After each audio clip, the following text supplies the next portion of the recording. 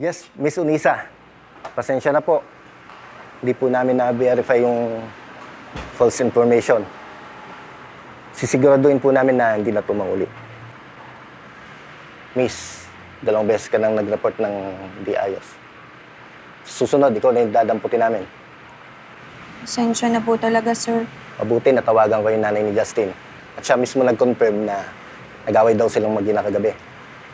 Yun, naglayas na naman yung Justin. Palagi pa lang naglalayas yun. Huwag kayo mag-alala. Siya na raw bahala ako kumausap kay Justin. Pasensya na po ulit. Tara.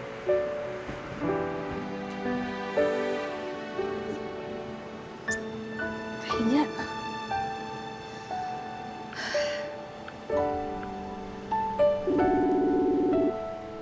Hello? Oh, bakit? Gusto ko lang sana mag-sorry. Okay. Hindi ka ba galit? Galit, syempre. Sorry nagbida-bida na naman ako. Hindi ko naman kasi talaga alam na ano eh. Tsaka tayo mag-uusap.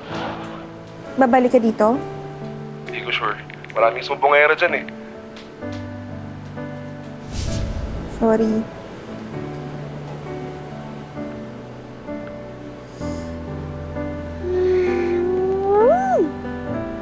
Tapos ngayon, yung baboy naman yung ihuhulog nyo.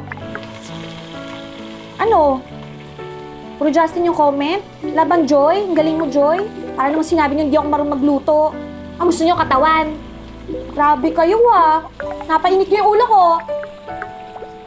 Ewan ko sa inyo. Visit. Masarap ako magluto. Kay Justin. Che!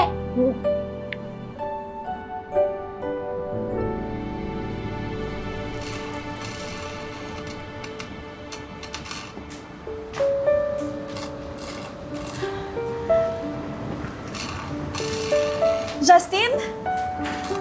Justin!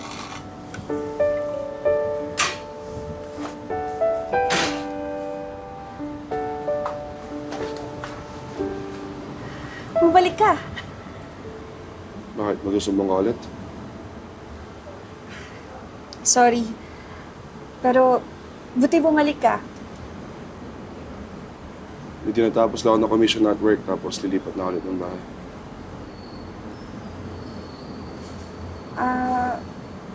Sorry pero gusto mo bang tawagan ko si Mrs. Unisa? Huwag na. Kaya tawag mo sa mami ko, lalo mo lang ako pinapahamak eh. I'm really sorry. Okay.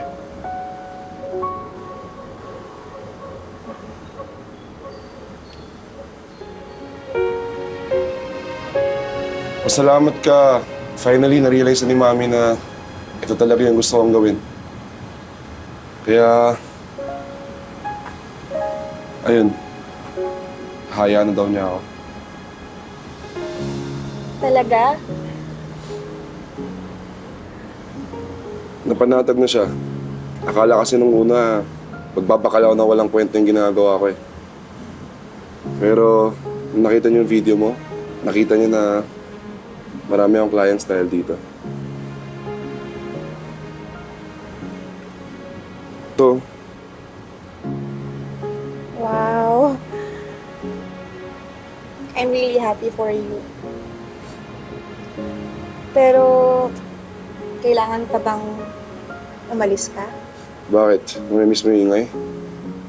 Hindi. Namimiss kita. May take some time. Don't wanna fight. No one but you. Ingat ka, ha? Wherever your dreams may lead you. Ikaw rin. Galingan mo lagi ah. Tsaka alam ko, malalaman mo rin kung ano talaga yung gusto mong gawin. Sure ako.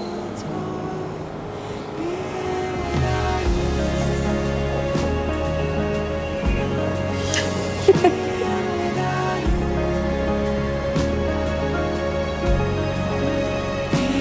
without you, being without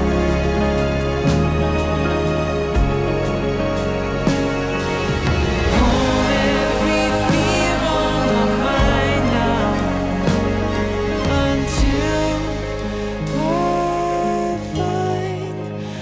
know without